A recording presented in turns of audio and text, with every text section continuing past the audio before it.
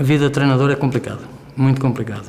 Quer queiras, quer não, isto não é um desporto normal. Isto não é falhas um golo e metes as mãos na cabeça. Ei, eu falhei. Que chatice. Falhei um golo, perdi um campeonato. E quando levas alguém para o ringue, a não ser que seja teu filho, estás a levar o filho de alguém. E espero que tenhas consciência do que estás a fazer. E muitas das vezes um gajo não tem consciência. Não é?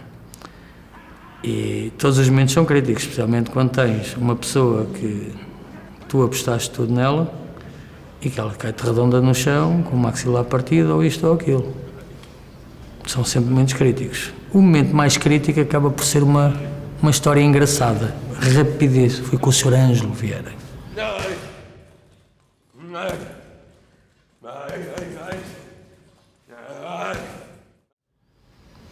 O Sr. Ângelo Vieira a treinar aqui neste ginásio há uns anos com outro atleta que eu tive, que tinha quase 2 metros de tamanho, chamado Artur Sequeira. O Artur deu-lhe um pontapé na cabeça e o Ângelo meio desmaiou. Passado aí 2 ou 3 semanas, voltam os dois a fazer sparring e o Sr. Artur volta a dar uma mocada qualquer na cabeça do Sr. Ângelo e o Sr. Ângelo volta a desmaiar. E um dia o Sr. Ângelo está na faculdade e sente-se a vistinha a toldar-lhe e tem de ir para o hospital. Tinha 2 coágulos no cérebro. E o médico que o operou virou-se para ele e disse: meu amigo, você nem saltar a corda pode. Nunca se esqueça disto na vida. E a gente, sabendo disso, sabia que o Ângelo, se não pode saltar a corda, não pode combater. Pois. Só que o Ângelo é o gajo mais corajoso que eu já vi até hoje na minha vida. Entre o corajoso e o inconsciente. Ali numa linha ténue. O Ângelo não só não saltava a corda, como fez 17 combates. 13 dos quais profissionais. E um dos combates foi no aniversário do rei da Tailândia, contra um atleta inglês. E ele ganhou o combate, aquilo foi transmitido para toda a Ásia, e sai do combate com 2 cortes na cara, 2 cotoveladas que o inglês lhe deu.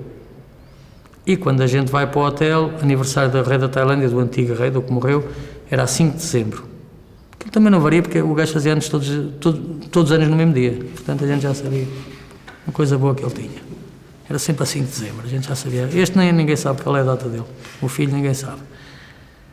E a 5 de dezembro está sempre tudo fechado. Nós vamos para o hotel e o Ângelo tinha sido cozido e estava o jornalista da principal da Muay Siam a tirar fotografias e contar os pontos. Isto porquê? Porque quando havia combates de Muay Thai na televisão tailandesa, quando tu provocavas cortes no adversário, o dono da televisão, para provocar espetacularidade, dava-te um prémio por cada ponto que o teu adversário levava na cara. Não é, André?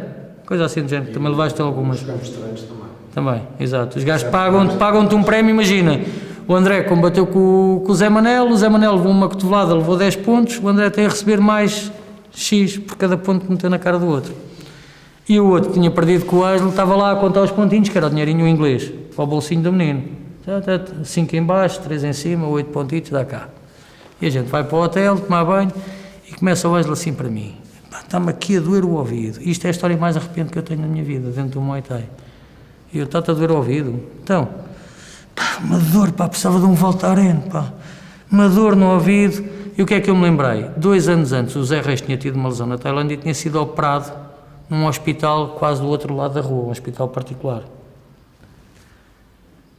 E eu: vamos à procura de uma farmácia para te comprar um Voltaren.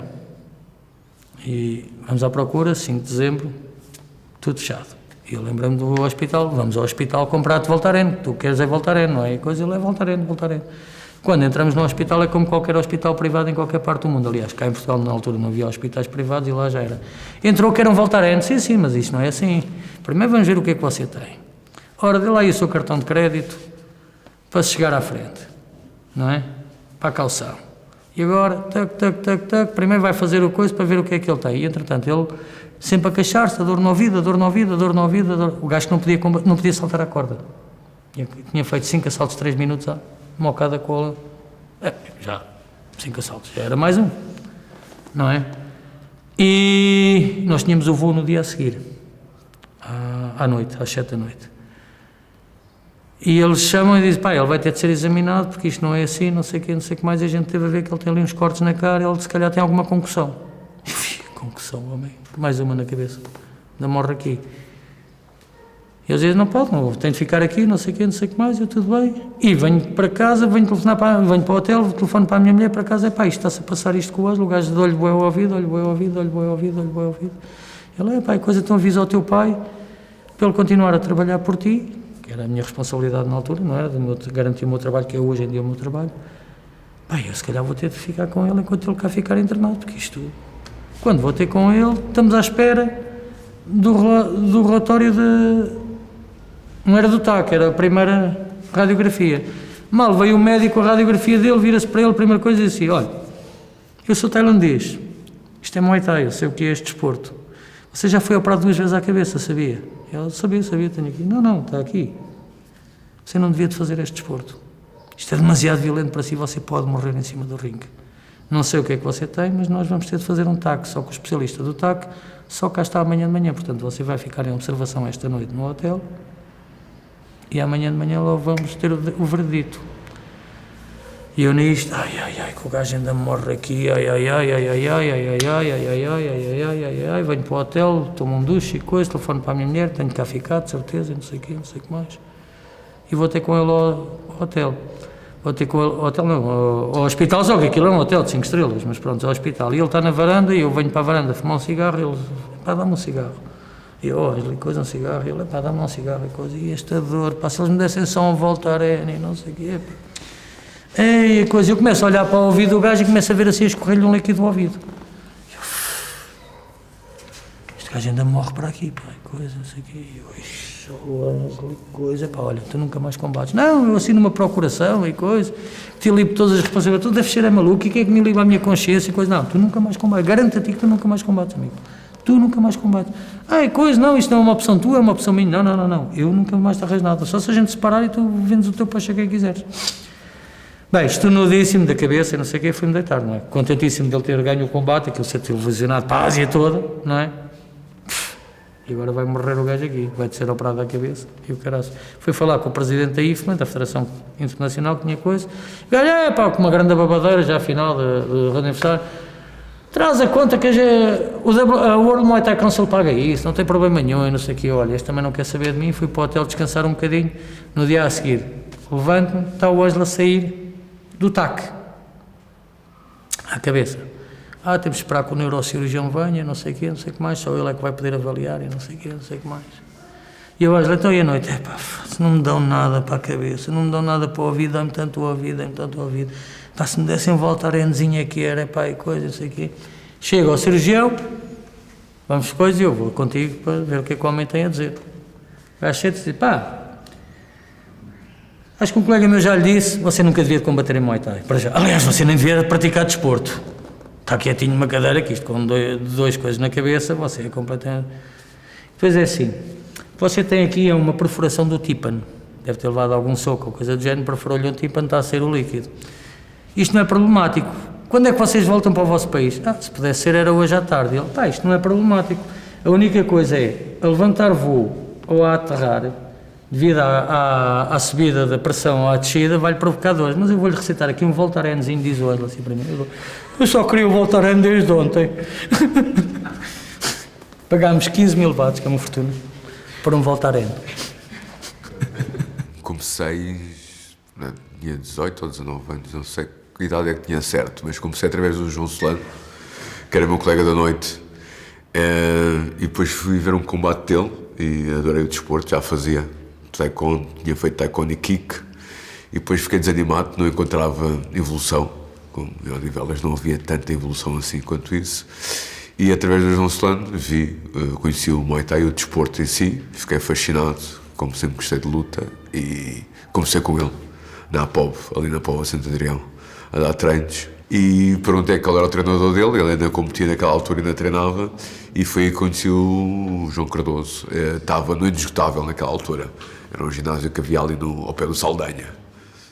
Olha, o Muay Thai foi quando eu tinha provavelmente, tinha à volta dos 16 anos, já tinha praticado uma outra arte marcial, aos 13, 12, 13 anos fazia jiu-jitsu, mas que nunca me preencheu. Achava sempre que era um bocado, como é que eu posso dizer, era aquele jiu-jitsu japonês tradicional e não era muito puxado e não havia contacto, eu gostava de contacto e aquilo era muito kata e pouco contacto. Depois conheci um rapaz na cidade universitária que treinava na junta de freguesia da Pena e falou-me do mestre João Cardoso para ir lá espreitar, ver uma aula. Entretanto, tinha também um amigo meu que fazia jiu-jitsu comigo na altura, que também já estava a treinar com o João, e falou-me também do João, e eu achei porreiro, pá, 2 pessoas a falarem da mesma pessoa, deixa-me lá espreitar, e fui lá espreitar. E aquilo calhou bem, porque ficava ao pé da casa da minha namorada, era mesmo por trás, aquilo era só dar lá um pulinho para espreitar. Uma vez fui assistir uma aula, gostei, e comecei a treinar com o mestre, com o João. Eu tinha uns 11 anos, pá, aí. E nas férias havia umas atividades no Colégio São João de Brito, e essas atividades, parte delas eram desportivas, e eu fui, durante as férias de verão, fazer jiu-jitsu, experimentar. E numa aula de jiu-jitsu achei que aquilo era engraçado e tal, mas era um bocado mais para passar o tempo, não me preenchia tanto, não foi uma coisa que eu sentisse que espetacular. Eu já tinha tido algum contacto antes, porque tinha uns colegas de escola que faziam, e eu até fui um pouco nessa curiosidade, mas não senti que me enchesse. E uma vez, numa conversa, no final do treino, houve alguém que comentou kickboxing. E o treinador de jiu-jitsu disse, esses tipos são os animais, isso é muito violento e tal, esses tipos isso não faz qualquer sentido. E aquilo despertou-me. E despertou-me essencialmente porque era diferente e porque promovia o contacto. E eu estava mais interessado nesse tipo de desporto que promovesse mais o contacto. E então, mais tarde, aquilo ficou-me, o bichinho foi-me ficando. Mais tarde, acabei por descobrir que um colega de trabalho da minha mãe que treinava, que morava ao pé de mim, e que havia uma série de malta da nossa idade que também treinava.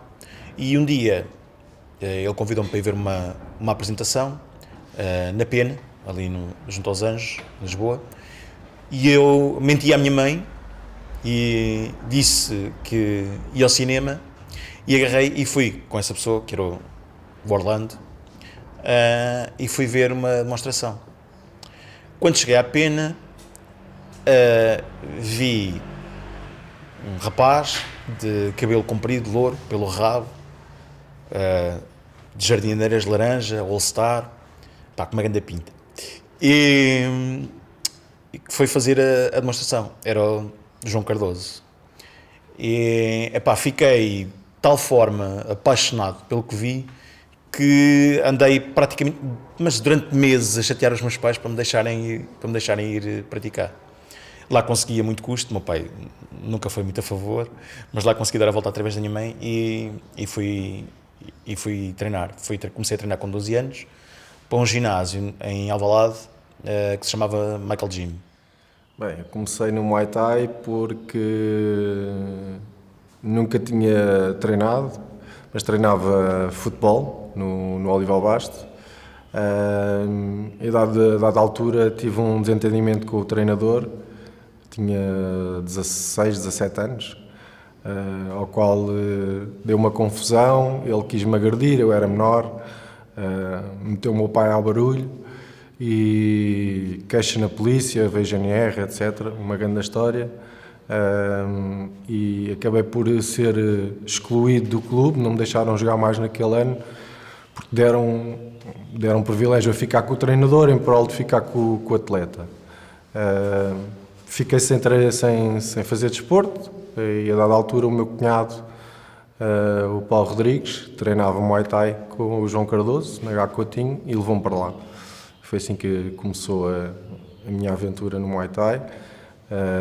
Os meus pais na altura não muito de acordo, e quem me incentivou e me apoiou a ir foram as minhas irmãs que participaram as primeiras mensalidades. O meu primeiro treino, cheguei para treinar e estive literalmente uma hora a treinar o mesmo movimento em frente ao espelho.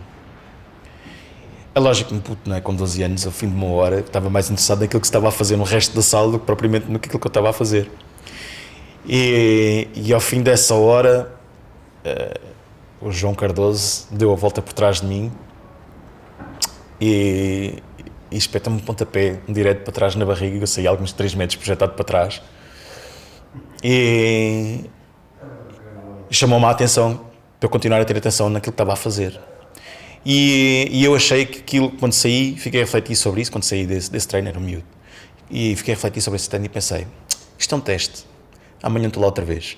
E foi assim, no dia a seguir estava lá outra vez e foi assim que comecei a treinar, na altura kickboxing. Depois o Thai boxing veio nessa sequência, não havia Muay Thai em Portugal na altura. O kickboxing estava a surgir já num ponto já mais alto, já se faziam muitas galas de kickboxing, mas Muay Thai não se falava. O João, em 94, vai à Tailândia, João Cardoso vai à Tailândia, já tinha feito alguns estágios antes e portanto já começava a abordar essa linguagem nos treinos. E começou a passar para nós essa paixão da procura daquilo que é melhor, de chegar ao topo, não é? Daquilo que é a aprimorar o desporto, a ir às raízes. E nós começámos a beber do João e a querer saber mais. E então começámos à procura, a acompanhar o João nessa procura, nessa busca. Em 95 fui à Tailândia com o João Cardoso e com o João Pedro Solano. E foi a primeira vez que saí de Portugal, que saí sozinho, que viajei sozinho para um país completamente diferente, uma cultura diferente, uma língua diferente. Isto em 95 não é aquilo que é hoje, com algumas restrições financeiras também, porque não era fácil na altura, viajar na altura não é o que é hoje, não é? E foi uma das minhas maiores experiências de vida, foi literalmente descobrir o mundo. Tudo isto tem a ver comigo e com a minha busca por sempre algo melhor. Eu nasci em Lisboa, no centro de Lisboa, ali na zona da Graça, e os meus pais, com 10 anos de idade, quando eu tinha 10 anos, mudaram-se para Fernão Ferro. Fernão Ferro, hoje em dia, é um lugar na estrada, naquela altura nem um lugar na estrada, era assim. Viviam lá 30 famílias ou coisa do género. E não havia nada para fazer, a não ser brincadeiras de criança, dos 10 aos 14 anos, naquela adolescência, puberdade e adolescência, até como o senhor que abriu uma escola de karaté na igreja de Fernão Ferro. Bem, aquilo para nós foi o máximo. Nós sabíamos talvez que 30 famílias, 32 famílias, com crianças éramos muito poucas, e o gajo teve uma certa aderência, e foi o meu primeiro mestre. Era uma escola de Kung do Té, tive essa sorte de ser um estilo de karaté que englobava outros estilos. Eu lembro-me de uma altura a gente treinava mesmo como karaté, depois outra vez já treinávamos como full contact, outras vezes já treinávamos como certas coisas de capoeira. O mestre de lá, o Lister, que ainda hoje é um treinador de kickboxing e foi selecionador de boxe na altura, e o boxe, eu comecei com ele no boxe e ele começou comigo no boxe, portanto isso é que tem de engraçado. E ele também sempre procurava o melhor, era uma pessoa que ainda hoje tem um sentido estético dos movimentos muito apurados. E eu, ao fim de, estou a falar, eu tinha 11, 12 anos, portanto ao fim de 41 anos, ele incutiu-me a mim o sentido estético do movimento, e isso é a coisa mais importante em qualquer desporto que a gente faça, é o movimento perfeito, porque depois tudo é uma consequência da nossa cabeça. Se tu tiveres o movimento perfeito, depois depende de ti quereres fazer algo com ele ou não, mas se souberes fazer, é apenas uma opção tua. E então eu comecei a aprender karaté com ele, e como não havia mais nada para fazer, já agora treinava-se todos os dias, não era? Jogava-se ping-pong à tarde, a escola não se ligava muito, acabava o ping-pong na igreja, e começava o karaté, que a gente chamava o karaté, que era Kung do Té. Eu lembro-me da minha altura, quando comecei a treinar, não havia cá muita atenção por parte do treinador se o atleta estava cansado ou assim, porque as aulas eram fortes. Não, as aulas eram fortes porque era o foco, era isto ser uma coisa a sério, uma cena de uma arte marcial diferenciada. muito intensa. Hoje em dia vais treinar para um Youth Club e estás cansado, ficas parado a um canto, ninguém te diz nada. Na altura em que eu comecei, se estavas parado, mandavam-te para casa, não podias ficar dentro da sala, um parado e os outros a treinar. Portanto, ou treinam todos, ou o que está parado vai para casa. Eu acho que isso perde um bocadinho a qualidade. A entrada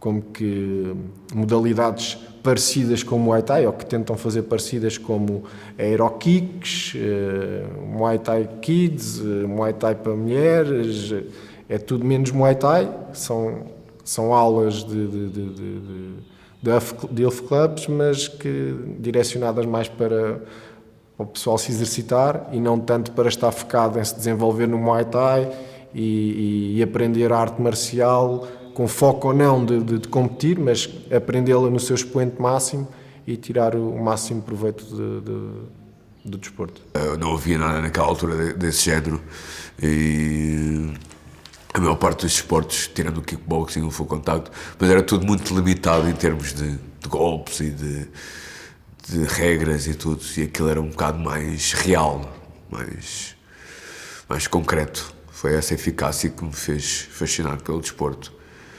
O ponto mais alto da minha carreira terá sido vencer o K1 em Portugal, da minha categoria. Foi o primeiro que foi feito, um torneio de 8 homens, e no mesmo evento fazer vários combates para ganhar o torneio, até ganhar a final. Esse foi assim, o ponto mais alto. Mas diria que em termos da maior vitória, se calhar, é os ensinamentos, os princípios, tudo aquilo que a arte marcial nos traz, os desportos de combate, o rigor, a disciplina. Acho que isso é que acho que é a maior vitória que acabei por tirar daqui do Muay Thai. Para mim tenho 3, tenho o Torneio do Rei da Tailândia, tenho a experiência do Raja, tenho o Campeonato do Mundo, que era o meu sonho, que era ser campeão do mundo. Felizmente não consegui ser, foi só medalha de bronze, mas são estes 3 marcos que marcam a minha carreira curta. O Torneio do Rei também foi engraçado, apesar de não ter combatido com nenhum Thai, combati com um inglês, já estava lá há muito tempo e era campeão da Europa. Era treinador num ginásio do World Muay Thai Council, mas gostei da experiência. Foi um special fight num torneio de 8, o primeiro torneio de 8 pesos pesados que houve no Torneio do Rei, mas a mística e a envolvência também do ringue, atrás do ringue, dos balneários, a loucura das pessoas e tudo, gostei imenso. Fui campeão nacional em 1996, em Muay Thai, e um combate que ocorreu na Bósnia e Herzegovina, em 1996, contra um atleta de um dos ginásios mais prestigiados no mundo, Shakuriki Jim, que culminou depois com o KO no segundo assalto, e eu acho que esse foi o meu momento alto, digamos, desta curta carreira. Quando chegámos à Bósnia, é que percebi que aquilo era quase uma equipa da Holanda, era os top stars da Holanda contra o resto do mundo, não é? Portanto percebi que seria ali um bocadinho, passa a expressão, carne para canhão, não é? Porque aqueles tipos não tinham 1 ou 2 combates a profissionais, tinham muitos, não é? Eram tipos muito rodados e enfim, haviam 7 ou 8 combates em cartaz, foram 7 KOs, não é? Aquilo foi sempre a andar. Dessa noite recordo-me, efetivamente, de estar sentado no balneário, não é, a ser preparado e de repente chamarem-nos a dizer: epá, vai, que entras tu a seguir. Eu disse: epá, mas ainda não estou preparado, pá, ainda não estou concentrado, não é? Lembro-me efetivamente, que estava a ser acompanhado no canto pelo mestre João Cardoso e um mestre, enfim, oriundo da Bélgica. Primeiro assalto, aqueles primeiros 3 minutos, fartei-me de apanhar. Eu pensei que disse, há um gap enorme entre estes 2 atletas, não é? Os holandeses eram a nata da Europa, os holandeses representavam a nata da Europa. A verdade é que, havia ali uma grande diferença entre 2 atletas eu fartei-me de apanhar, mas sempre muito comedido, porque pronto, aquilo tinha que durar os 5 assaltos, não queria dar tudo o que eu tinha. Aliás, tinha indicações para esse fim, para ser comedido, para não mostrar tudo, para não abrir o leque das minhas ferramentas, não é? E eu recordo-me da passagem no intervalo entre o primeiro e o segundo assalto, do João Pedro me chamar e dizer assim: epá, tu tens umas pernas compridas, pá, tu fazes o que tu fazes melhor, não é? Pontapé alto, pontapé kicks. Epá, nem foi mais tarde nem mais cedo, assim começou o segundo assalto. O adversário caiu em cima de mim para me pôr a dormir, não é? E eu lembro-me de meter-lhe 2 jabs e ele saiu atrás e eu apanho mesmo com a canela no pescoço. Pronto, ficou terminado ali. Eu, pronto, na altura nem quis acreditar, porque eu pensei: este tipo bloqueia-me os golpes todos. Pronto, bloqueia-me, está sempre à minha frente, ele anda sempre à minha frente, está-me a bloquear os golpes todos. Eu tenho que ser mais esperto e mais rápido. Foi o que eu pensei na altura, não é? E tentei, socá-lo e pontapeá-lo da forma mais rápida que me ocorria, não é? E logo na primeira troca de golpes foi isso que aconteceu. Pronto, apanhei-o de surpresa, apanhei-o em cheio no pescoço e ele caiu inanimado, não é? Eu era miúdo, tinha sensivelmente 18 anos, 17, 18 anos, ou coisa parecida. Nunca tinha saído de Portugal e ir para a Tailândia foi assim toda uma aventura. Uma cultura super diferente, comida diferente, tudo diferente. Eu não gostava de comida sequer picante, em casa não comia. Ao fim do segundo dia já tinha que comer comida picante porque não havia outra opção, tinha fome, né? Tinha que comer. Lembro-me da loucura da primeira vez que fui à Tailândia e tivemos uma vitória engraçada, principalmente com o Andrezinho. Éramos muito novos, eu não era assim tão novo quanto isso, já devia ter 30 anos, acho eu, mas era um puto em termos de experiência. E fomos para uma ilha um mês antes treinar para ir combater ao Campeonato do Mundo. O João Cardoso despendeu a nível económico as passagens e tudo, o tempo todo, a preparação toda que tivemos para o Campeonato do Mundo. E lembro-me do primeiro dia de folga que nós tivemos, eu tive a brilhante ideia de alugar umas motas e dar a volta à ilha. Entretanto, andámos a volta à ilha, felizmente não aconteceu nada, não caímos, não aconteceu nada, mas tivemos sempre muitas peripécias. E no final disse ao André, quando foi fazer o relatório final do dia, ao João: não digas nada da moto. E o André descaiu-se e disse: João, sabe o que é que tivemos a fazer? Tivemos a andar de moto. E levei uma das maiores rebocadas, porque era um risco. Podíamos ter caído, podíamos ter magoados. E ia todo o Campeonato do Mundo, ia todo o treino e toda a logística, ia por água abaixo. E ia ficar feio. Ia feio. Agora rio, mas naquela altura... Calção Bonito era naquela altura um grande ginásio, porque na Tailândia havia sempre o conflito, ou havia ginásios de estrangeiros, dos farangos, ou ginásios dos Thai. E aquilo era um misto dos dois e tinha um bom nível, tanto a nível de tailandeses como a nível de ocidentais. E deu uma imensa confiança e deu para ver um nível, apesar de nunca ter combatido, a primeira vez que fui nunca tinha combatido a nível profissional, mas deu para ver o nível que eu estava e o nível que havia naquela altura na Tailândia, através do Anuat, que era a referência, e dos outros atletas. Por isso gostei muito daquela experiência do ginásio. E como é que foi como tu combateste no torneio do Rei? Não, na altura que fomos ao Calção Bonito, não era para ir ao Campeonato do Mundo, não houve. Então estreiei-me como profissional e fui o primeiro português a combater no Raja Medem, que é um estádio em Bangkok. Foi a minha bem experiência profissional. Sentia-me bem preparado fisicamente.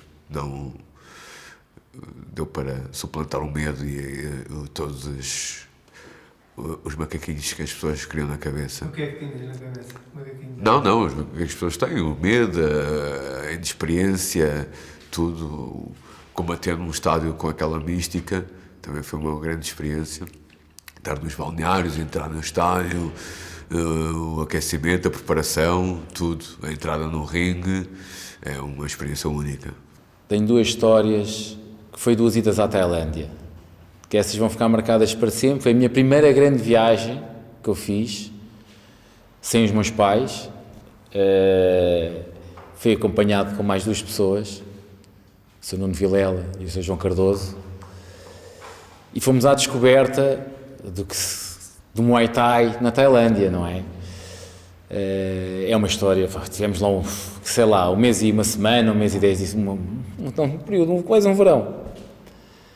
Mochila às costas e vamos para ali que ali é que é bom, vamos para ali que ali é que é bom, e andámos lá a passear para cima, para o norte e para o sul. E foi uma aventura do caraças, e aí a gente também viu o que é viajar só com 3 pessoas que falam a tua língua durante aquele tempo todo, a dormir no mesmo quarto com eles, sempre a falar com as mesmas pessoas, as peripécias que acontecem, os altos e baixos, as turras. Foi uma experiência, foi a maior experiência que eu tive assim no desporto. E depois foi treinar com eles, não é? Num campo de treinos brutal, cheio de campeões, em que eu imaginava-os assim grandes, e cheguei lá, eu é que parecia o Golias, eram todos mais pequenos que eu. Na altura eu olhava para eles, pareciam todos iguais, mas depois quando eu via as fotos e as filmagens, eu era um gorila ao pé deles, pequeninos, mas todos com uma técnica brutal, um campo espetacular, campeões, aquilo era uma coisa um bocado intimidante mesmo, um bocado intimidante. Ao princípio parecia que toda a gente nos queria bater, e depois, primeiro que nós dessemos a volta, o João teve a feliz ideia de ir ao hotel e de pedir aos recepcionistas para escreverem em Thai que nós queremos aprender, coisa humilde, e eles aí já nos aceitaram, e a partir daí foi sempre a andar, foi espetacular, foi uma experiência espetacular.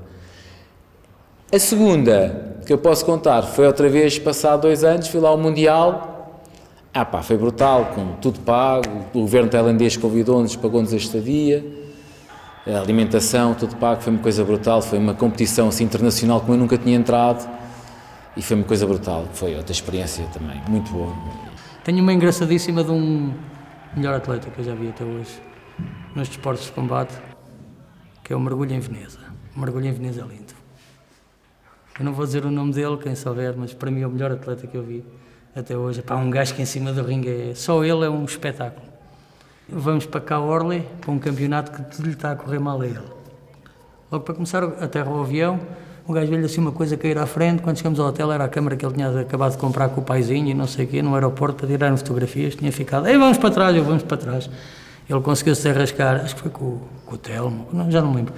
Conseguiu ir ao aeroporto, está bem, já tinham feito a limpeza do avião, devia estar à espera que a câmara dele, digital na altura, estivesse à espera dele, com o Nuno. Olha a minha câmarazinha. Depois aquilo, o campeonato, estranhamente a ele não lhe correu bem, ele não estava bem, como qualquer pessoa, mas ele era um atleta, só tenho a dizer bem dele, eu já fiz o canto a centenas de atletas, fui selecionador nacional de kickboxing, full contact e Muay Thai, junto 5 anos, e só de Muay Thai acumulei mais 3 anos, 5 e 2, 7 talvez. E tenho uma história deliciosa, que é, a gente vai todos para Veneza, ali numa pausa do campeonato, estamos a passear por Veneza, e quando voltamos temos voltado de autocarro, porque já não há barcos.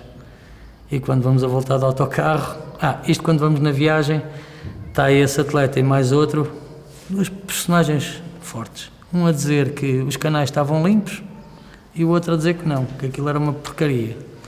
E o que dizia que os canais estavam limpos diz que tinha visto na televisão e que aquilo já tinha sido tudo limpo. E o outro não, que aquilo era uma jabardice. 2 marretas. Quando chega à altura do regresso, quase de noite, 6 e tal da noite, já não havia barcos e não sei o quê, voltamos de autocarro e um dos marretas, o melhor atleta de todos os tempos para mim, tu arrisca para mejar e coisa, e fala-se com o motorista do autocarro, ferma um pouco, precisa de ir a coisa, e ele, vou ali mejar ao canal e não sei o quê, e vai a correr a mejar ao canal, e a gente à espera, o motorista a meter a máquina, coisa a ligar, e vira-se o Zé Reis e diz assim, pessoal, foi ao banho. Estás parvo, foi ao banho. E vem o rapaz triste, assim com a cabecinha em baixo. Tinha acabado também de comprar, quando comprou a máquina, tinha comprado os tenizinhos da Nike novinhos. Todo encharcado, o fato treino todo encharcado. Senta-se na senta, bota ao carro, tira o tenizinho todo jabardo. E diz-lhe o outro assim, tu és lixado, tinhas de ver se aquilo estava poluído ou não. Tu és mesmo marreta, meu. Então o rapaz à noite, quando vai à arrasca para mejar e coisa, vai aqui tirar aquilo para fora a correr, tropeça, vai lá parar dentro. Não se matou por milagre, mas pronto. O quarto melhor da Tailândia são 2 coisas. Primeiro é a capacidade de superação. não só a física, mas também mental. Até porque ia com o meu treinador na altura e com outro colega atleta. E é um bocadinho, para quem anda de barco, para quem já fez viagens de barco, o isolamento ao fim de uns tempos obriga a que tu aprendas a relacionar-te com os outros e a fazer cedências e essa aprendizagem ficou-me para o resto da vida.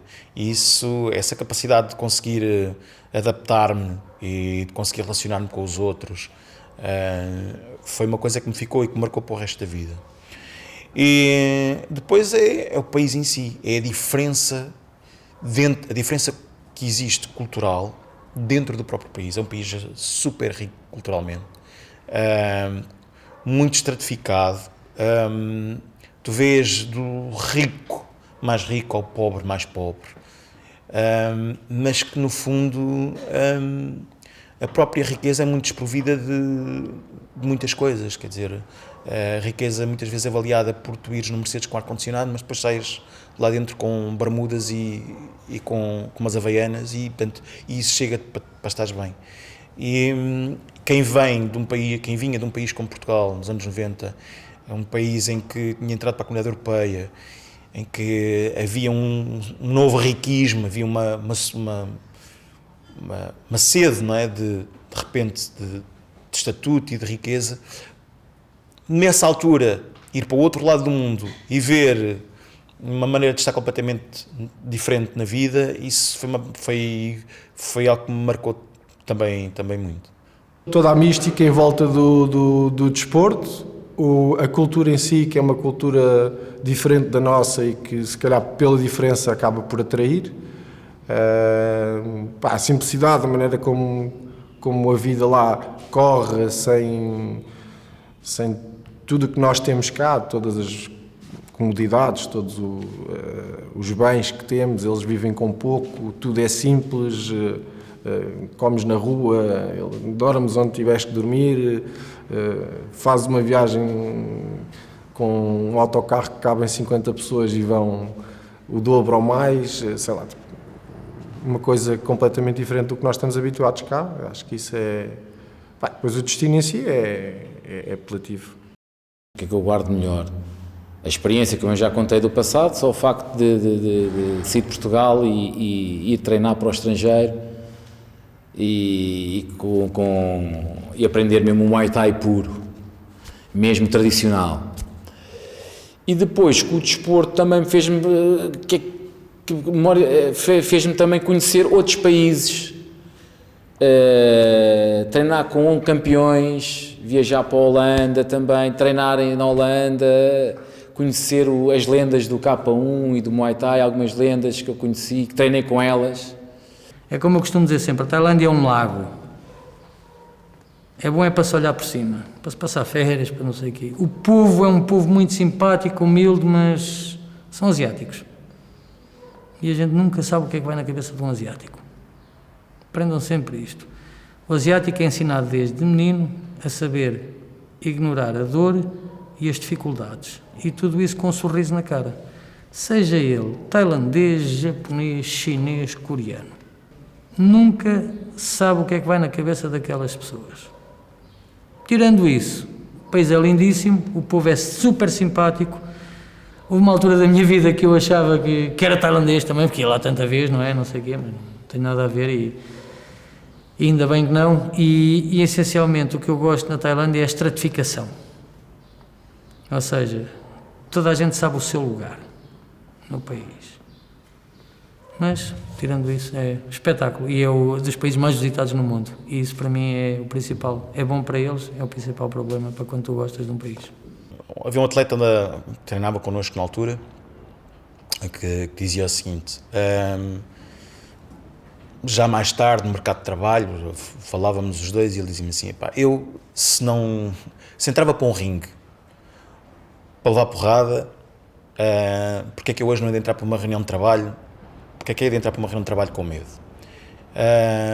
E isso mostra um bocadinho, de uma forma exacerbada, claro, mas mostra um bocadinho aquilo que é o espírito Muay Thai. Para além da dedicação, para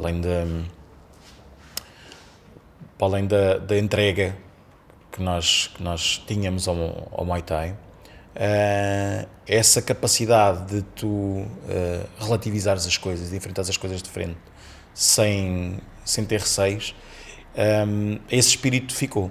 O Muay Thai para mim significa como que uma segunda casa.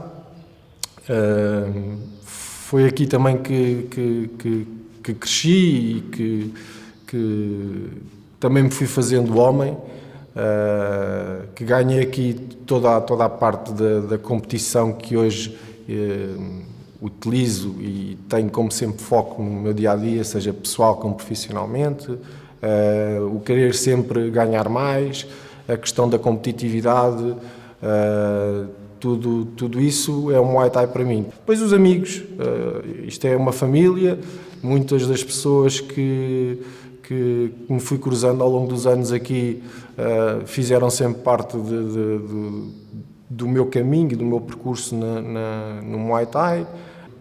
Havia sempre pessoas que me pediam objetos de treino, calções, t-shirts, e havia sempre aquela coisa do se eu ganhar a prova eu dou-te, ou seja, tipo quase como um presente se eu ganhasse, ou seja, se eu almejasse, ou seja, havia aquele espírito de família, porque eles também me ajudavam no treino, apesar de ser um desporto muito individual, porque és tu sozinho quando sobes ao ringue, mas tudo o que está à volta, o treinador, os treinadores adjuntos, os outros colegas de treino que fazem parte do teu dia-a-dia de treino, isso é o que eu levo daqui, que é o que tenho depois na vida. É uma maneira, é um modo de estar na vida. Durante um tempo, pelo menos para mim, durante um tempo foi um modo de estar. Eu vivia para o Muay Thai, eu treinava de manhã, ia trabalhar, treinava à tarde, eu vivia, respirava o Muay Thai, só queria treinar na altura, adorava, aquilo era uma coisa. A nível cultural, eu posso dizer que conheci o Muay Thai, não foi nas origens, mas num modo diferente do que está hoje, qual que é o Muay Thai hoje na Tailândia. No meu tempo, nós íamos para a Tailândia e conhecíamos miúdos com 8, 9 anos, já com 160 combates profissionais, assim uma coisa brutal. Chegavam ali aos 22, 21, 22, começavam-se a retirar, porque havia sempre muitos miúdos, mas no desporto na altura era a única coisa que havia era o Muay Thai. Eles tinham para aí duas opções, ou campo de arroz ou campo de treinos. E chegavam ali com 9, 10 anos, já sustentavam a família inteira. Eu conhecia-se Muay Thai. Hoje em dia penso que já esteja um bocado diferente, já não há... Eles têm mais coisas, já têm o futebol, têm o ténis, têm o boxe, têm várias modalidades, o golfe, que antigamente não tinham. E os lutadores hoje em dia já fazem uma carreira mais longa, têm mais idade, já não é a mesma coisa, já não é aquela pureza, já é muito... Como é que eu vou explicar? Já está a ficar muito, muito ocidental. Foi a minha paixão durante... Ainda hoje paro para ver Muay Thai um bocadinho, mas foi a minha paixão. Eu vivi Muay Thai, eu comia Muay Thai, eu só vivi para o Muay Thai, eu arrisquei a estabilidade financeira da minha família à conta do Muay Thai. Tenho muitas histórias amargas com muita gente, não são para aqui chamadas. Eu cheguei a ter, à conta de certos senhores que ainda hoje dão aulas de Muay Thai, cheguei a ter uma casa penhorada. Atenção, não estamos a falar de um carro, numa casa. Estamos a falar de coisas muito sérias. Estabilidade da minha família. Eu investi dinheiro, pus em causa a estabilidade da minha família à conta do Muay Thai. O que é isto? Não conheço ninguém que tenha feito o mesmo que eu. Ninguém, neste país. Portanto, por aí estamos conversados o que é o Muay Thai para mim. Num país tão pequenino como o nosso e num meio tão pequenino como o nosso, a tua posição como atleta e da forma como tu vives as coisas vai influenciar quem está à tua volta. E eu acho que nessa altura, principalmente este grupo do João Cardoso e dos atletas que tínhamos à volta e outros treinadores também, como Mário Fuzeta e o Aires, que se reuniram na altura, conseguiram de alguma forma criar bases para depois mais à frente outros atletas que vieram conseguirem ter uma representação maior e levar o desporto um bocadinho mais à frente. Portanto, é como eu digo, acho que a minha carreira foi muito curta, mas acho que os momentos que passei foram importantes como marco para outros que vieram a seguir. Quando eu comecei a competir, não havia muitos atletas na minha categoria de peso. E o Muay Thai não tinha também assim tanta competição em Portugal. Em Muay Thai, que foi onde eu combati sempre, onde eu fiz sempre carreira, durante 3 anos fui invicto em competições nacionais, ganhei as competições todas, campeonatos regionais, campeonatos de taças de Lisboa, campeonatos nacionais. Portanto, em 3 anos ganhei essas provas todas, seguidas, consecutivamente, em Portugal. A dada altura, a nível amador, não havia competitividade para mim, tive que dar o salto para classe B, ou seja, o semi-profissional. Aí, alguns dos atletas nacionais que já tinham jogado comigo, muitos não aceitavam jogar e então demos o salto e começámos a fazer combates com estrangeiros, com espanhóis, com franceses. Comecei a ter aí um bocadinho mais de oposição e a levar a ter as minhas primeiras derrotas, que fizeram parte do meu crescimento. No segundo ano de campeão nacional vou ao Campeonato da Europa, fiquei em 6º classificado. Logo a seguir vou ao Campeonato do Mundo, na Tailândia, fiquei em 5º classificado, ou seja, mais um combate e trazia uma medalha. E no ano seguinte vou novamente ao Campeonato da Europa e fiquei em 6º lugar. Pronto, toda uma outra realidade face à competitividade que tínhamos em nível nacional. Depois, a nível profissional, fiz alguns combates, tive algumas oportunidades, nunca joguei um título profissional, foi o que me faltou, de ter um cinto de profissional da minha categoria. Tive depois o torneio de 8 homens profissional, aí sim foi o auge da minha carreira. O último combate que eu fui fazer, que ia para ser para o título, tive uma lesão e foi quando arrumei as luvas, por assim dizer.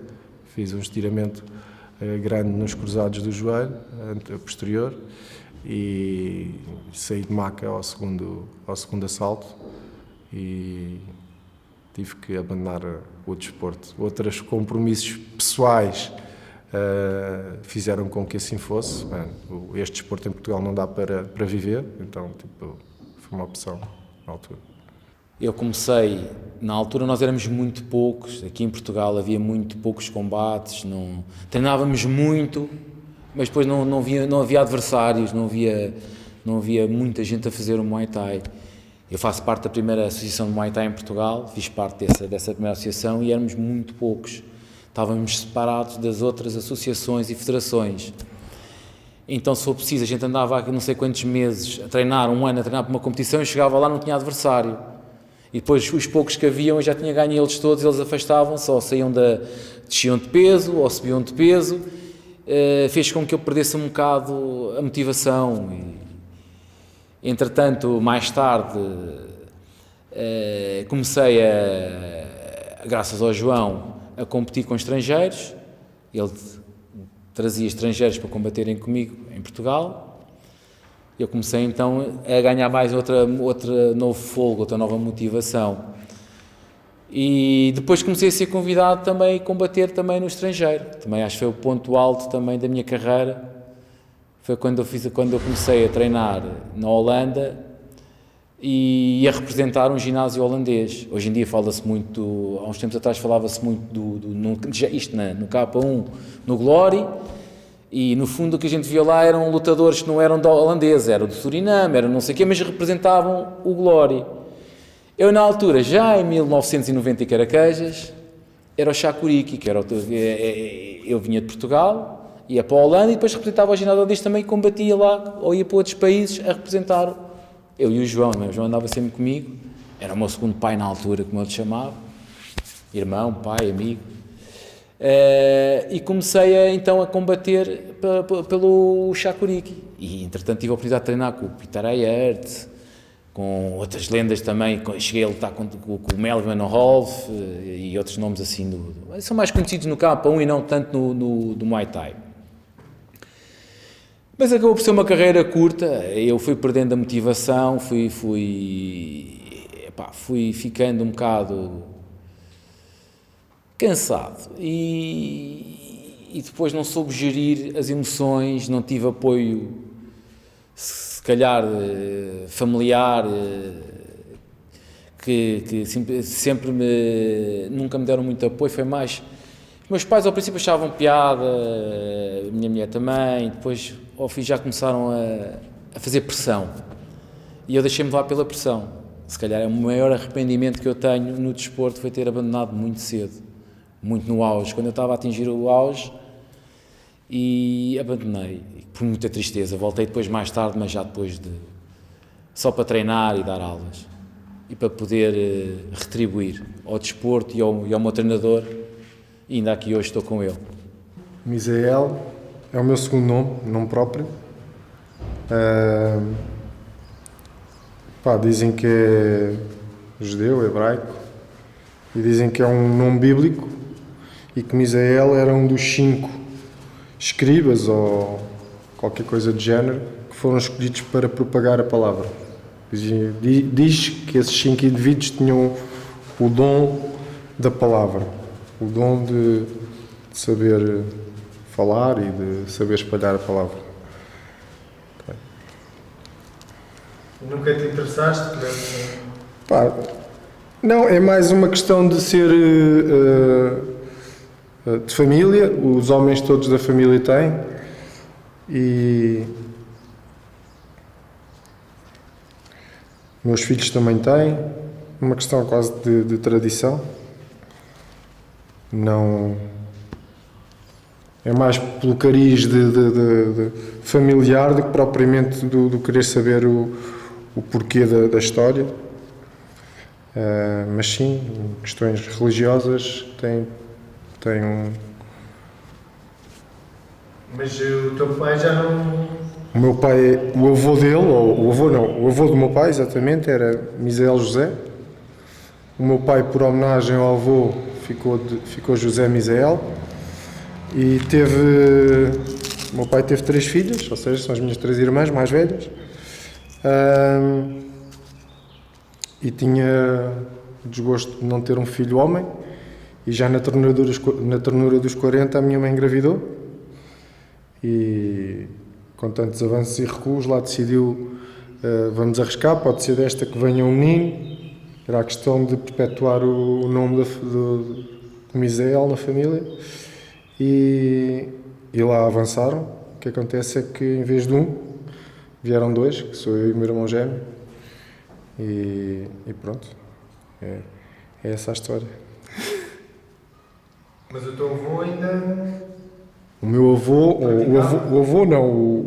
bisavô do meu pai, diziam que andava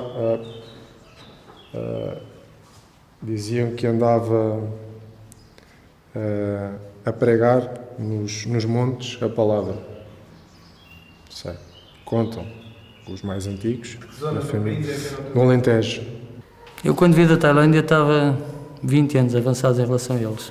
E ao ponto de viragem da Federação Portuguesa de Kickboxing, na altura, põe-me a dirigir as seleções de kickboxing, full contact e Muay Thai com o Inocêncio Ramos. O Inocêncio Ramos é um excelente treinador, uma pessoa com um discurso, um motivador, que é uma coisa, foi fuzileiro, é um motivador nato. Os meus métodos de treino que estavam muito à frente dos dele, não é?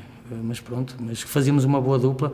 Eu lembro-me da primeira vez o que é hoje em dia o selecionador nacional de kickboxing, que é o Sr. Alberto Costa. Lembro-me da primeira vez que fiz plastrões, ou seja, quem começou por orientar o primeiro treino de seleção foi ele, o Inocêncio Ramos. Era o mais velho, as pessoas não me conheciam, vinha de outra federação, de desporto diferente.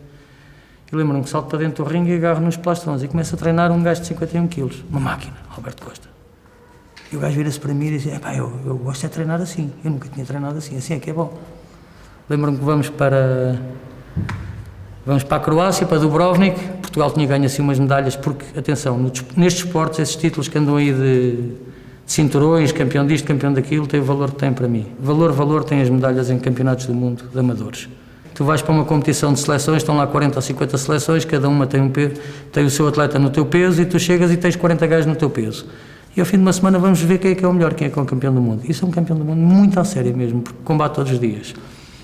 E a Federação, na altura, já tinha ganho uns títulos, umas medalhas, mas nunca tinha ganho em Barda, não é? Nunca tinha ganho. E a gente sai daqui com uma seleção para o kickboxing, para Dubrovnik, e eu lembro-me quando é para preparar as coisas e não sei o quê, os atletas para irem combater, e eu viro-me, o Alberto Costa é o primeiro atleta a combater, eu viro-me para o Alberto e digo assim: deita-te no chão. Tira os calções, deita-te no chão. E começo-lhe a dar com aquilo que eu tinha aprendido na Tailândia. Massagens, vaselina, ligar-lhe bem as mãos, e ele só se vira para mim e diz: nunca ninguém me tinha feito nada disto assim. Estava toda a gente assim a olhar, mas o que é que ele está aqui a fazer? A massajar os gajos com linimento e não sei o quê, ou seja, o que eles hoje em dia se faz, eu já fazia há 4 ou 5 anos e fui eu que trouxe isso. Só para vocês terem a noção, o Alberto Costa, se tinha ganho em campeonatos, se tinha participado e ganho, tinha sido um combate ou coisa assim do género, no fim do primeiro combate vira-se para os outros todos e disse: pessoal, com este canto que a gente tem ali em cima, a gente só não ganha se não quiser. Ganhámos 2 medalhas de prata e 1 de ouro. Lembras-te do Raul Lemos da coisa? O Raul Lemos teve uma altura deserto, parou, competição, problemas no joelho. Bem, ele era tão bom, tão mau, que foi medalha de ouro e foi eleito de todas as categorias o atleta do ano. Portanto, estamos a ver a exibição que o Raul Lemos fez. O tal Raul Lemos da Aveiro, não é? Isto 7 anos depois das histórias da Aveiro. 6, 7 anos depois. E ganhámos, e lembro-me que na altura houve uma cena, uma inundação em Lisboa, uma coisa assim, inaudita, e eu virei para o Rajanal e disse assim: se a gente ganhar as medalhas que estão prometidas, você mete-me aqui uma banda à nossa chegada ao aeroporto. Bem, quando chegamos de Dubrovnik, temos uma banda à nossa espera, tinha ido connosco hoje em dia é bastante conhecida, especialmente na SIC Notícias, na altura era uma estagiária do Correio da Manhã, Marta Atalaia. Depois chegou aí connosco para os campeonatos da Europa, passado um bocado aí sim de Muay Thai, passado aí 6 meses. Esteve connosco em Calafell, também numa fase em que o Muay Thai deu o primeiro salto em Portugal, realmente. Isto a nível de seleções, depois começou a seguir o curso natural e eu tentei cada vez mais puxar a brasa ao Muay Thai, mas era difícil, também naqueles anos 90, era difícil, o kickboxing ainda era muito forte, o full contact era algo forte e eu dizia sempre: o futuro é o Muay Thai. Porque é lógico, quanto mais completo for o desporto, mais... Eu não estava a contar, era com o MMA. Os gajos do jiu-jitsu é que nos lixaram bem, a nível de coisas, os gajos são... Temos de dar o braço a terceiro, os gajos são bons, são duros, vão para a porrada, como eles dizem. Eu mal comecei a ver aquilo no Brasil, comecei a ver no Vale Tudo, que na altura dava na televisão portuguesa, comecei a ver que isto vai ser complicado com estes gajos. Mas pronto, era o lógico do kickboxing. O Muay Thai não é kickboxing, nunca foi kickboxing. O kickboxing, uma versão do kickboxing, nasceu do Muay Thai. Metam isso na cabeça de uma vez por todas. Os japoneses do Kyokushinkai Shinkai foram à Tailândia combater, levaram todos porrada. Quando voltaram para o Japão, quiseram se vingar, chamaram os tailandeses, levaram outra vez porrada. Depois fizeram um desporto que não permitisse os cotovelos, que estava a dar cabo dos japonesitos, coitaditos, e que não permitisse tantas joelhadas seguidas. E assim nasceu o kickboxing. Existe outra versão que é a junção do taekwondo com o boxe, mas isso é nos Estados Unidos e teve fechado durante muitos anos, que deu origem ao full contact, porque no início chamava-se karaté profissional em full contact. Full contact é uma maneira de se combater, não era um desporto. Hoje em dia chamam-lhe kickboxing sem low kicks. Pronto. O Muay Thai era lógico que ia ser a modalidade mais completa, era lógico que ia ser a modalidade rainha, era lógico. Eu dizia isso, as pessoas não me queriam ouvir, umas porque, pronto, eram mais coisinhas, outras porque eram mais inteligentes e diziam: e se estiveres para ali, eu fico sem mercado. A não ser que eu rapidamente comece a meter o Muay Thai lá pelo meio. Depois de ser Muay Thai, como é que dizia o Dan Balsemão? Quando não sabia, até sou com o Dan, hoje em dia é um grande atleta, hein? Excelente atleta, evoluiu, mas houve uma altura que ele treinava com um treinador que eu já falei, e eu dizia: então Dan, e o corpo a corpo? Isso agarra-se no gajo, dá-se umas padeiradas nele. Depois o Dan foi para a Tailândia, começou a conhecer o Muay Thai, tornou-se um grande atleta, trocou de treinador e não sei quem, não sei o que mais, e tornou-se um excelente atleta, excelente pessoa. Mas lembras-te, Dan, Era aquela, isso agarra-se nele como no saco e dá-se assim umas padeiradas. O momento mais duro que passei foi efetivamente quando terminei, quando abandonei. Não foi uma decisão fácil, também foi muita pressão de parte familiar. Eu tinha 20 anos, portanto tinha sido chamado para a tropa. Havia uma pressão enorme para estudar, para continuar os estudos. E portanto era muito difícil na altura conseguir coordenar tudo. E portanto houve ali muita pressão familiar para deixar. E eu, por falta de maturidade na altura, não consegui bater o pé e acabei por ceder. E foi um momento duro, foi um momento muito amargo. Acabei depois por fazer o luto e afastar-me por completo durante muitos anos do Thai boxing. Inclusive até gostava muitas vezes ver na televisão, galas que dessem, foi duro ver isso. Portanto, foi talvez a fase mais difícil, foi mesmo essa. Porque tudo o que estava para trás foi sempre tudo muito bom. Foi sempre tudo muito... Não houve... Desde das coisas mais pequenas, de ter que andar a distribuir publicidade na rua para fomentar o desporto, até aos momentos mais altos, que era treinar num dos melhores campos da Tailândia, ir assistir a combates nos melhores estádios da Tailândia. Portanto, tudo isso foi muito bom em tudo. O momento mesmo... Só houve um momento mau, que foi o momento do abandono. Nós nas derrotas temos uma coisa que é o culpabilizar-nos a nós próprios por não ter corrido bem. E há um combate que eu faço no Algarve, que o treinador João Cardoso não pôde acompanhar na altura, foi o Ângelo, não foi por causa disso que correu menos bem, mas que eu na altura não estive a treinar somente para o combate, estava com outro projeto pessoal / profissional e além dos combates, do treino diário, estava a fazer um treino de natação para fazer o curso de nadador Salvador e com um desgaste enorme, portanto eu estava a fazer um overtraining todos os dias porque estava a nadar 3.000 metros todos os dias ou mais para me preparar para o curso de nadador Salvador, estava a treinar para o combate e a dada altura o foco ali não foi só o combate, estava focado noutra coisa. Para complementar isso, esse combate,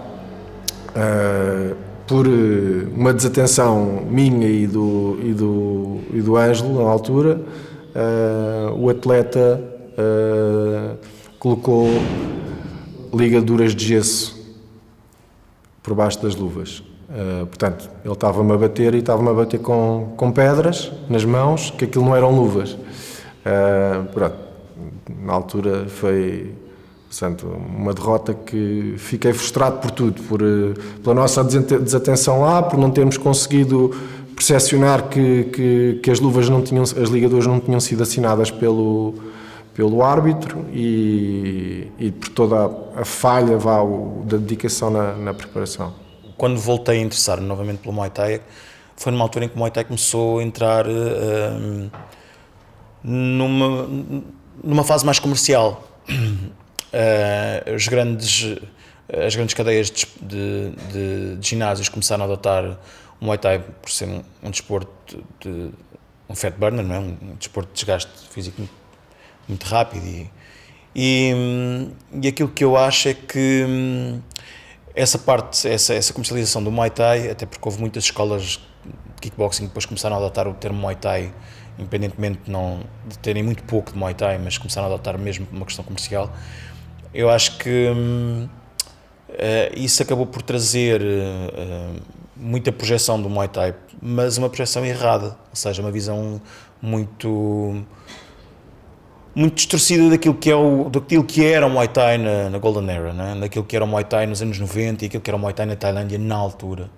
E se por um lado trouxe essa publicidade, por outro lado também acho que veio desvirtualizar muito aquilo que era ou que é o Muay Thai na sua essência, na sua raiz. Existem muitos atletas e muitas academias por aí, vou acompanhando um bocadinho nas redes sociais e hoje em dia a autopromoção que toda a gente consegue fazer com um simples telemóvel. Na minha altura isso não existia. Na minha altura, o passar a ser alguém nesta modalidade, à altura em que tinhas um cartaz com a tua fotografia. Hoje em dia qualquer pessoa, qualquer atleta com um telemóvel faz uns vídeos, publica nas redes sociais e autopromove-se. Na minha altura, e não foi assim há tantos anos, o ter um cartaz de um evento, de uma gala, de combates que ia haver, em que tivesse a tua fotografia, era assim já um ponto alto. Hoje em dia eu vejo que existem muitas academias, muitos atletas, mas às vezes quantidade eu acho que não é qualidade. Mas mais que não seja, está-se a construir pelo menos em quantidade. Agora a qualidade não acho que estejamos a melhorar assim tanto. Acho que falta competitividade não só nacional, mas internacional. Não há muitos combates cá com estrangeiros, são poucos os atletas que vão lá fora, é só uma mão cheia ou duas deles conseguem ir lá fora. E cá, se não tiveres uma competitividade de qualidade, também não evoluís. E depois o ir lá fora, estagiar Tailândia, Holanda, nos sítios que são assim mais icónicos, faz um bocadinho a diferença. Vejo uma organização que faz um Muay Thai muito engraçado, que é o One. Metem umas luvas de MMA, já transforma o Muay Thai completamente diferente do que era. Porque o tamanho das luvas transforma as coisas. São muito poucas onças e aquilo uma pancada de punhos. É que a gente tem de ver que o Muay Thai visto para os tailandeses é completamente diferente do Muay Thai visto pelo público em geral, porque eles descortinam coisas que e eles pontuam de uma maneira que a gente não acha justo pontuar. Eles dão... E esta história das luvas, por exemplo, o Muay Thai até há uns anos, se tu fizesse um combate baseado no boxe, se ganhasses por KO, ganhavas. Se não ganhasses por KO, tinhas de perder, porque para eles Muay Thai não era boxe. Tens de meter as outras técnicas de Muay Thai. Este tipo de luva já vem transformar completamente a coisa, porque aquilo não é quase nada, é quase uma mão nua. Está a puxar muito pelos pegadores. Eu gosto, sinceramente gosto, eu sempre gostei de Muay Thai de Isan. O que eles chamam o Fimeu e coisa, é tudo muito bonito, mas eu gosto dos gajos do Isan. Isan porquê? Porque os tailandeses têm vários tipos de lutadores. Tem o lutador do sul da Tailândia, isto depois tem a ver com o ser humano, é muito engraçado. Se vocês virem a Tailândia, o sul é um istmo. O que é um istmo? É uma porção de terra, não é que entra pelo mar adentro, correto? Não é uma península, porque ele depois tem ligação com a Malásia. E corre mar de um lado, corre mar do outro. O que é que isto quer dizer? Que há peixe. Se há peixe, os gajos alimentam-se de peixe. Se alimentam de peixe, o cérebro é mais desenvolvido. São mais inteligentes. Os gajos de Isan, eu gosto dos gajos de Isan, são brutos que nem uma porta. Porquê? Porque são os gajos do nordeste da Tailândia, a zona mais pobre, a zona rural, onde quase não há proteína, quase não há nada para comer, a não ser arroz. E os gajos são a zona mais tradicional da Tailândia e a zona menos desenvolvida. E então os lutadores de Isan são gajos que, por exemplo, há um ano que chove muito, perde-se as colheitas todas de arroz, no ano a seguir é seca, não há arroz para ninguém. Isto é tudo muito duro. E criam ali um povo que são extremamente guerreiros, extremamente conservadores, ao contrário dos do Sul, que têm turistas, têm visitantes, têm isto, têm aquilo. Vocês hoje em dia veem tailandeses com 75 quilos, vocês vão ao Nordeste não veem um tailandês com 75 quilos. É impossível. Se viver lá toda a vida, não é impossível, porque o tipo de alimentação... Por exemplo, eu trouxe um tailandês para Portugal, que viveu comigo uns anos, em que para ele beber leite era natural, não há nenhum tailandês que beba leite. Agora sim, antigamente nenhum tailandês bebia leite. Uma fatia de queijo na Tailândia custava mais que uma refeição tailandesa, porque simplesmente não entra na dieta deles, os laticínios. Como os laticínios não entram na dieta, os gajos são todos enfesadinhos, tirando os do Sul. Isto depois repercute-se no Muay Thai, porquê? Os lutadores do sul da Tailândia quase nunca têm cicatrizes na cara. São gajos extremamente inteligentes a combater. São os que chamam Muay Fimeu. O Muay Thai bonito. Os gajos que evitam o combate, não fazem corpo a corpo. Aquilo, corpo a corpo é para os gajos do Nordeste, para os matarruanos. Estão a entender? Os matarruanos têm outra coisa, não é? Se vocês virem os antigos lutadores do Isan, dos matarruanos, os dentes deles estão todos gastos. Porquê? Porque os gajos acreditavam que para ter o queixo duro, metiam os gajos a mastigar lascas de madeira, quando eram miúdos, claro. O queixo podia ficar um pouco mais duro, mas os dentes também desapareciam, não é? Mas pronto, para um gajo do Isan dizer-lhe uma coisa destas é um bocado, não é? Entendem? O lutador do sul da Tailândia não, é o lutador bonito, fino. Estão a entender? O Buakaw, por exemplo, que é um lutador famosíssimo, é um misto dos dois. Porquê? Porque ele fica numa zona em que estão perto do Nordeste, entendem? Estão perto do Nordeste, mas ele foi criado numa zona ali muito perto portanto, perto de Pattaya e coisas do género, ou seja, tem mar, tem peixe, tem carne, porque vocês não estão a ver o que é o Nordeste. Eu estive uma vez no Nordeste e aquilo é assim, 99, 98, eles nunca, quer dizer, eles tinham visto brancos, mas era na televisão. As mulheres atravessavam a rua do outro lado para me virem pelos. Pergunta ao Nuno, eles passavam-se com os nossos pelos, a enrolar os pelos, porque eles não têm. Havia uma que dizia assim, agarravam nas mãos e dizia, eles são como nós. Eles são como nós. Pá. Portanto, estão a entender, o Nordeste é isto, não há turistas, é uma zona muito fixe. O Muay Thai, como é que eu vejo hoje em dia? Com algumas dificuldades, porquê? Porque o Muay Thai, estás a falar em Muay Thai em Portugal? Sim. O Muay Thai em Portugal tem sempre um problema grave. Tem uns inimigos que são os mestres do kickboxing, que nunca o deixaram desenvolver, porque como não percebem nada de Muay Thai, quando a gente não percebe, o melhor é demonizar.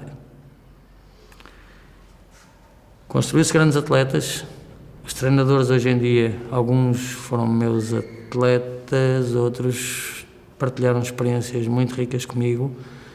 Existem excelentes treinadores, os novos miúdos que querem parecer que sim, não existe uma Golden Generation, porque o Muay Thai já não é o mesmo, porque o MMA levou, porque antigamente nós íamos aos campeonatos do mundo amadores de Muay Thai e aquilo pegava fogo, e o MMA levou muito desses que pegavam fogo, porque quando tu chegas a um certo nível não queres saber qual é a arte, queres saber quanto é que te pagam. Vamos pôr as coisas como elas são. Portanto, se hoje em dia medalha de prata ou medalha de ouro num campeonato do mundo de Muay Thai não é a mesma coisa que há 10 anos atrás. Combater-se no Lumpini na Tailândia não tem nada a ver com o Lumpini da Golden Era. Nem o estádio é o mesmo sequer, vejam bem. Já nem é no Parque do Lumpini sequer. Portanto, entendem?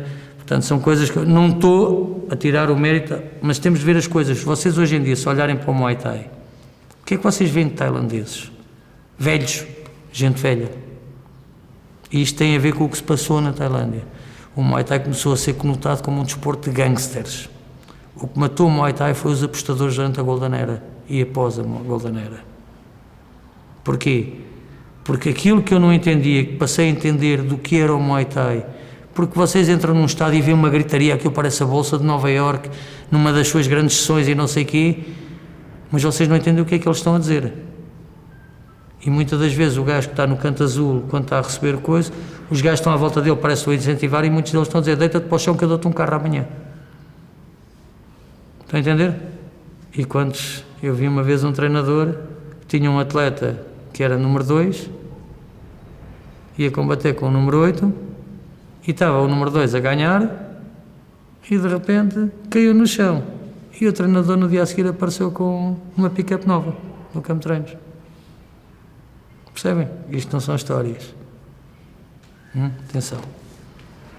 E há uma mística no Muay Thai, não? Há um lado místico no Muay Thai, espiritual, de luta, não? Os tailandeses têm isso, nós ocidentais tentamos pôr essa parte, mas não desencaixa porque não faz parte da nossa cultura, não é a nossa religião, não levamos tão a sério, respeitamos todo o desporto que o praticamos, mas não, nos dias de hoje há muitos atletas já nem fazem o vai cru, nem tiram essa parte, nós só retiramos a parte esportiva do desporto em si, mas lá vivíamos muito a mística dos tailandeses e a envolvência que eles fazem à volta do desporto, com a religião, família, vida, cultura, é diferente. Nós, ocidentais, uns que viviam lá, se calhar absorviam mais disso, nós como experiência temporária não tínhamos muito essa vertente. Eles são budistas, aquilo depois também tem a ver com o povo em si, eles também acreditam que tudo tem espírito. Tu vais andar pela Tailândia, não te apercebes porque és turista, mas quando começas a ver, vês panos à volta das árvores, panos não sei aonde, altares por aqui, altares por aqui. Eles acreditam que tudo tem um espírito, entendem? Mas eles são bem budistas, mas depois têm ali coisa animista, ou seja, a pedra pode não ter espírito, mas o cavalo tem, o burro tem, o cão tem. Cão para eles não. cão é a forma mais baixa de reencarnação que existe para eles. Portanto, eles acreditam muito na sorte e no azar, como é evidente, não é? E é uma coisa que eu acho piada, que foi, conseguimos conspurcar uma tradição deles, que é aquela coisinha que se usa nos braços, ou mestres, aquilo não é uma graduação, aquilo é uma coisa que está nos altares, para dar sorte, para protegerem. Aquilo normalmente tem um amuleto de Buda lá dentro, e aquilo é as mães dos lutadores, ou os donos dos campos, que metem aquilo no altar e acendem essência e não sei o quê, e aquilo pode ter a cor que tiver, aquilo não quer dizer que ele seja para jato vermelho ou para jato amarelo, não quer dizer nada. Quer dizer, se calhar que era o pano que a mulherzinha lá tinha naquele dia, que o mandou benzer um budista, mas aquilo não é uma graduação, amigos, não se deixem enganar. Estão a entender? Aquilo é para dar sorte, é uma coisa completamente diferente. Nunca fui grande crente em muitas coisas, mas existe um lado espiritual, existe. Eu tive contacto com aquilo que na Tailândia eles chamam os arjãs, os curandeiros, e fiz o mesmo ritual que eles acabam por fazer antes dos combates, que é ir levar os meus adereços de crença, que são os prajates, ao monge, ao arjã, para ser benzido, para ser rezado. E por mais estranho que pareça, eu chego ao pé de um tailandês que não fala português. Ele podia já ter conversado com as pessoas que nos lá levaram, que eram tailandeses, que eram tais, mas ele aborda-me. Eu já sabia que tu ias vir. Olá, André, como é que estás?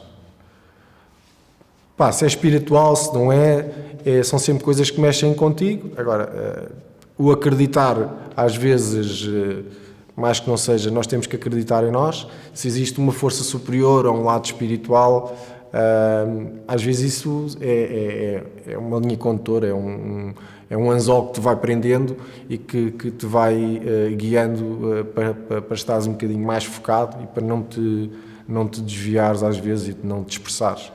Acho que é um bocadinho por aí.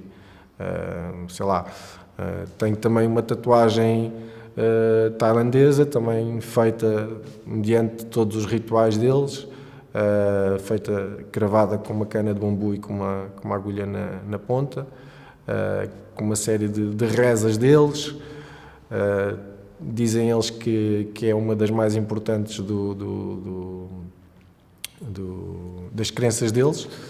Tem 9 Budas representados nas costas, cada um com uma proteção, cada um com um acreditar e uma crença de que me vai ajudar na minha vida, tanto pessoal como profissional. Portanto, é um bocadinho por aí. Podemos ver? Podem?